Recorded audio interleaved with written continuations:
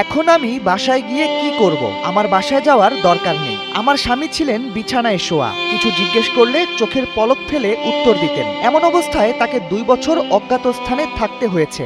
আমি তার যত্নটাও নিতে পারিনি। আন্তর্জাতিক অপরাধ ট্রাইব্যুনালের এজলাসে দাঁড়িয়ে ঠিক এই কথাগুলোই বলেছিলেন কার্যক্রম নিষিদ্ধ আওয়ামী লীগের যুগ্ম সাধারণ সম্পাদক ও সাবেক শিক্ষামন্ত্রী দীপু মনি। তিনি বলেন, 4 মাস আগে স্বামীর অবস্থার অবনতি হলে আমি জামিনের আবেদন করি। 39 বছরের জীবনসঙ্গীর প্রয়োজনের সময় আমি তার কাছে থাকতে পারিনি। এখন আমি আর কার কাছে যাব? আমার বাসায় যাওয়ার আর কোনো তাড়া নেই। জুলাই গণ অভ্যুত্থানের সময় সংঘটিত মানবতা বিরোধী অপরাধের একটি মামলায় বৃহস্পতিবার ট্রাইব্যুনালে হাজির করা হয় দীপু মনিকে। এই দিন তার জামিন শুনানির দিন হিসেবে ধার্য ছিল। জানা যায়, দীপু মনির জামিন শুনানির জন্য আগামী 17 সেপ্টেম্বর পরবর্তী দিন ধার্য করা হয়েছে। তিনি জামিন চান না, বিষয়টি নিয়ে ট্রাইব্যুনাল জানায় দীপু মনির আবেদনের যৌক্তিকতা আছে, কিন্তু তাদের আরো অনেক বিষয় বিবেচনা করতে হবে।